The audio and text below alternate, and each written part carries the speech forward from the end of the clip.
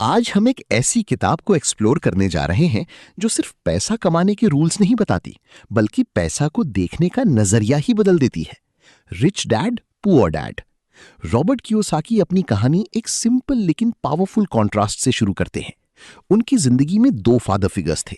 एक उनके real father जो हाईली एजुकेटेड थे, डिसिप्लिन थे और एक सिक्योर गवर्नमेंट जॉब में बिलीव करते थे। उनका मानना था कि लाइफ का सेफ फॉर्मूला है पढ़ाई करो, डिग्री लो, जॉब लो और स्टेडीली आगे बढ़ो। उन्होंने अपनी पूरी लाइफ इसी सिस्टम पर ट्रस्ट किया। लेकिन दूसरी तरफ एक और इंसान था, उनके दोस्त के फादर, जिसे वो रिच डैड कहते हैं। उन्होंने रॉबर्ट को एक बिल्कुल अलग दुनिया दिखाई। उनका कहना था कि एजुकेशन जरूरी है, लेकिन वो एजुकेशन जो तुम्हें फाइनेंशियल दुनिया समझने में मदद करे। वो कहते थे कि अगर तुम सिर्फ जॉब के लिए पढ़ रहे हो तो तुम अपनी लाइफ का कंट्रोल किसी और के हाथ में दे रहे हो। रियल पावर तब आती है जब तुम पैसा समझते हो, कैसे बनता है, कैसे ग्रो करता है और कैसे तुम्हारे लिए काम करता है। बचपन में ही रॉबर्ट के दिमाग में कॉन्फ्लिक्ट क्रिएट हो गया। एक तरफ सिक्योरिटी और स्टेबिलिटी की सोच और दूसरी तरफ फ्रीडम और कंट्रोल की सोच।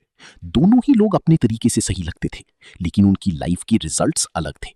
और धीरे धीरे ये समझ आने लगा कि डिफरेंस उनकी मेहनत या इंटेलिजेंस।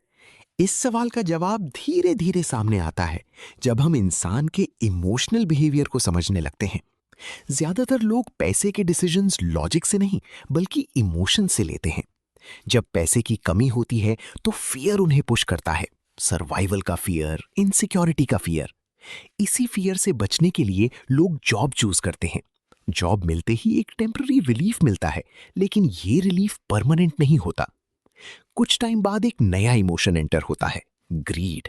अब सिर्फ बेसिक नीड्स नहीं बल्कि डिजायर्स बढ़ने लगती हैं।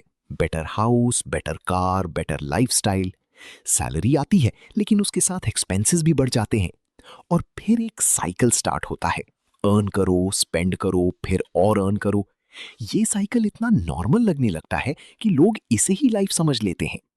इस रेस में सब लोग भाग रहे होते हैं, लेकिन किसी को ये नहीं पता होता कि फिनिश लाइन कहाँ है। इसीलिए इसे रैट रेस कहा जाता है। एक ऐसी रेस जहां स्पीड है, मूवमेंट है, लेकिन प्रोग्रेस नहीं है। सबसे डेंजरस बात यह है कि लोग इस पैटर्न को क्वेश्चन ही नहीं करते। जब तक इंसान अपने अंदर चल रही फियर और ग्रीड के साइकिल को नहीं समझता, तब तक वो उसे ब्रेक नहीं कर सकता। और जब ये साइकिल ब्रेक होता है, तब एक नया पर्सपेक्टिव डेवलप होता है। पैसा कमाने से ज्यादा जरूरी है पैसा का फ्लो समझना।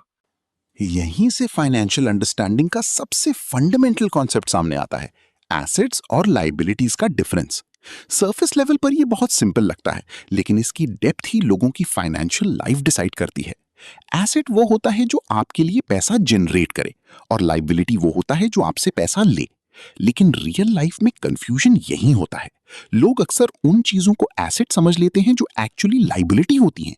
एक बड़ा घर, एक लग्जरी कार, ब्रांडेड लाइफस्टाइल, ये सब देखने में सक्सेस लगते हैं, लेकिन अगर वो आपको पैसा नहीं दे रहे बल्कि आपसे पैसा ले रहे हैं, तो वो आपकी फाइनेंशियल पोजीशन को स्ट्रांग नहीं, वीक कर रहे हैं। रिच लोग इस बेसिक रूल को कभी इग्नोर नहीं करते। वो हर डिसीजन को एक सिंपल क्वेश्चन से जज करते हैं, क्या ये चीज मेरे पॉकेट में पैसा डालेगी या निकालेगी? और इसी क्वेश्चन का आंसर उनकी डायरेक्शन डिसाइड करता है। वो अपना फोकस उन एसेट्स पर रखते हैं जो टाइम के साथ ग्रो करते हैं और इनकम जनरेट करते हैं, जैसे बिजनेसेस, इन्वेस्टमेंट्स, रेंटल प्रॉपर्टीज। धीरे धीरे ये एसेट्स एक ऐसा सिस्टम क्रिएट करते हैं जहां पैसा ऑटोमेटिकली फ्लो होने लगता है। और जब पैसा आपके लिए काम करने लगता है, तब आपका रिलेशन पैसा के साथ चेंज होने लगता है। इसी शिफ्ट के साथ एक और इंपॉर्टेंट रियलाइजेशन आता है, सिर्फ इनकम बढ़ाना सोल्यूशन नहीं है। इनकम बढ़ाने के चक्कर में लोग अक्सर अपना पूरा फोकस जॉब पर लगा देते हैं। प्रमोशंस, इंक्रीमेंट्स, बेटर सैलरी, ये सब इंपॉर्टेंट लगते हैं, लेकिन ये लॉन्ग टर्म फ्रीडम गारंटी नहीं करते। जॉब आपको इनकम देती है, लेकिन वो आपको डिपेंडेंसी से फ्री नहीं करती। रियल चेंज तब आता है जब इंसान अपना खुद का फाइनेंशियल सिस्टम बनाना स्टार्ट करता है। छोटे लेवल पर शुरू होता है, एक साइड इनकम, एक स्मॉल इन्वेस्टमेंट या कोई स्किल जो फ्यूचर में पैसा जनरेट कर सके। ये सब शुरू में इनसिग्निफिकेंट लग सकता है, लेकिन टाइम के साथ ये एक पावरफुल नेटवर्क बन जाता है। ये प्रोसेस पेशेंस डिमांड करता है, डिसिप्लिन डिमांड करता है, क्योंकि ये इंस्टेंट रिजल्ट नहीं देता। लेकिन जो लोग कंसिस्टेंट रहते हैं वो धीरे धीरे एक ऐसी स्टेज पर पहुंचते हैं जहां उनकी इनकम सिर्फ उनकी मेहनत पर डिपेंड नहीं रहती। यहीं पर एक और लेयर ऐड होती है, सिस्टम को समझने की। फाइनेंशियल वर्ल्ड सिर्फ अर्निंग और स्पेंडिंग तक लिमिटेड नहीं है। इसके पीछे एक पूरा सिस्टम है, रूल्स, स्ट्रक्चर्स और स्ट्रैटेजीज का। जो लोग इस सिस्टम को समझ लेते हैं वो अपने डिसीजंस को ऑप्टिमाइज कर पाते हैं। जो नहीं समझते वो चाहे कितना भी कमा ले, एफिशिएंटली यूज नहीं कर पाते। टैक्सेस इसका एक बड़ा एग्जाम्पल है। ज्यादातर लोग टैक्स को एक अनअवॉइडेबल बर्डन के रूप में देखते हैं, लेकिन जो फाइनेंशियली अवेयर होते हैं वो इस सिस्टम को समझकर अपने फेवर में यूज करते हैं। स्ट्रक्चर्स, प्लानिंग और स्ट्रैटेजी के थ्रू वो अपने फाइनेंसेस को मैनेज करते हैं। ये कोई शॉर्टकट नहीं है, बल्कि नॉलेज का रिजल्ट है। जब आप रूल समझ लेते हो तब आप उनके अंदर रहकर स्मार्ट डिसीजंस ले सकते हो, और जब डिसीजन मेकिंग इंप्रूव होती है तब अपॉर्चुनिटीज दिखना शुरू होती हैं। अपॉर्चुनिटीज हमेशा प्रेजेंट होती हैं, लेकिन उन्हें देखने के लिए एक ट्रेन्ड माइंडसेट चाहिए होता है। ज्यादातर लोग रिस्क देखते हैं और रुक जाते हैं, लेकिन कुछ लोग वही सिचुएशन में पॉसिबिलिटी देखते हैं और आगे बढ़ते हैं। ये डिफरेंस लक का नहीं, ट्रेनिंग का होता है। फियर और डाउट यहां सबसे बड़ी बैरियर्स होते हैं। क्या होगा अगर फेल हो गया?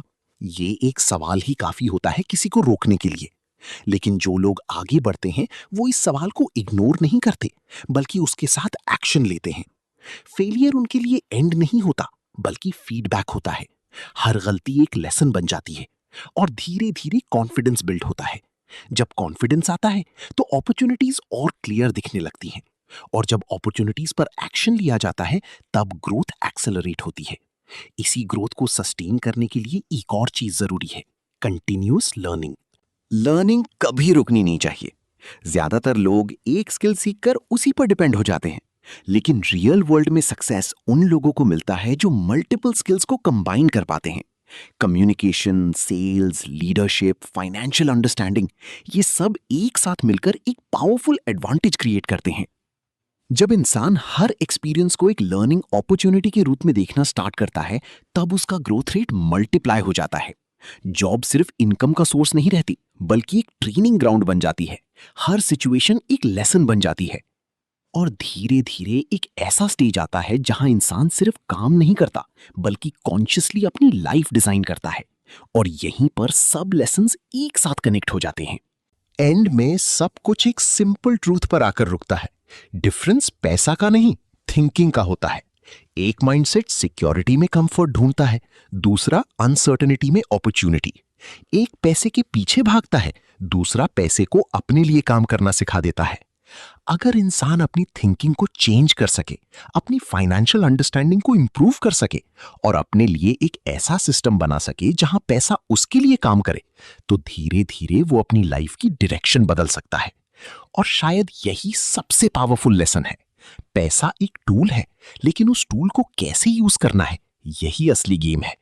अगर आपको ऐसे डीप और सिनेमैटिक बुक समरीज पसंद आए तो चैनल को सब्सक्राइब करें और साथ ही बेल आइकन को प्रेस करना बिल्कुल ना भूलें, ताकि जब भी मैं ऐसे पावरफुल और लाइफ चेंजिंग समरीज अपलोड करूं आप तक सबसे पहले पहुंच सके। वीडियो को लाइक करें, क्योंकि आपका एक लाइक इस कंटेंट को और लोगों तक पहुंचाने में हेल्प करता है।